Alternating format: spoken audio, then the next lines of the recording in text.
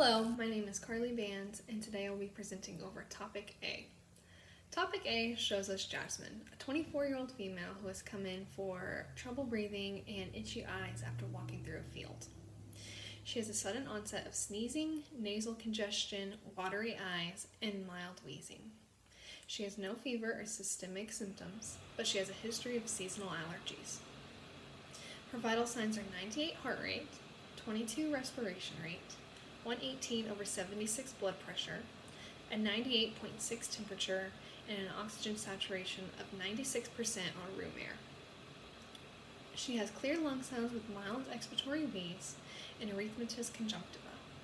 Her labs show elevated eosinophils, increased serum IgE, and a skin prick test positive for grass pollen. So this would lead us to diagnose her with a type 1 hypersensitivity reaction.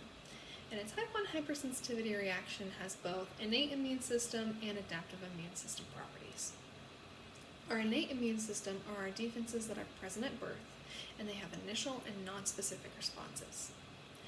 We have a couple lines of defense of our innate immune system, and the first one are our protective barriers of our skin, mucosa, GI tract, and GU tract. And these have epithelial cells that have secretions to trap or destroy microorganisms. If that's not working, our innate immune system will start the second line of defense, which is inflammation. Tissue damage or alteration will make guardian cells, which are your mast cells, your macrophages, and your dendritic cells, that will initiate inflammation and release inflammatory mediators. Our inflammatory mediators will cause leukocytes, platelets, and plasma proteins to arrive to the damaged tissue. If this is not working, our body will move on to our adaptive immunity, which is our third line of defense. Adaptive immunity is immunity that develops over a person's lifetime, and they are protection to specific invaders.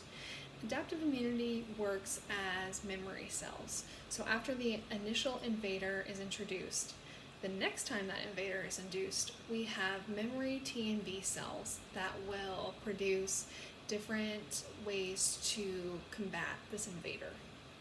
So B cells are lymphocytes that are made from bone marrow, and T cells are lymphocytes that are made from the thymus.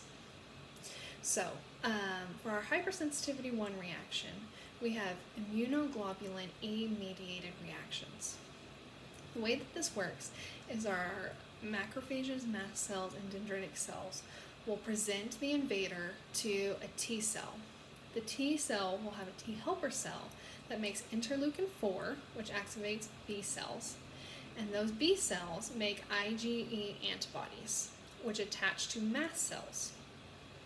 But the T helper cell will also make interleukin 5, which will cause eosinophils to degranulate. Just as well, those mast cells will degranulate, and this degranulation causes a histamine release as well as other inflammatory mediators. So, our hypersensitivity is caused from an exaggerated response to a substance that usually doesn't produce a reaction such as this. And these can be foods, medications, but in this case it's pollen.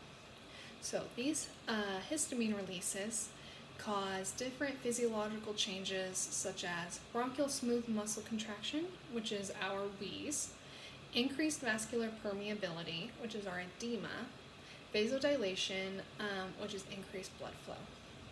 However, there are other releases besides histamine from mast cells, and those include leukotrienes, prostaglandins, and platelet activating factor. These are known as late phase reactions because they can happen up to 24 hours after the invader is introduced, and they can last for several days. And the changes they cause are conjunctivitis, which is the patient's red eyes,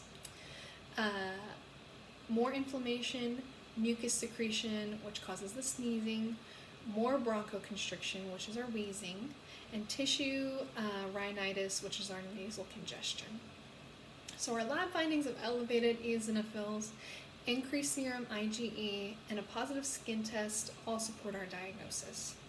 Now, skin tests work by administering small doses of the allergen to the patient, and what we're looking is for a flare reaction and elevation of IgE in the serum.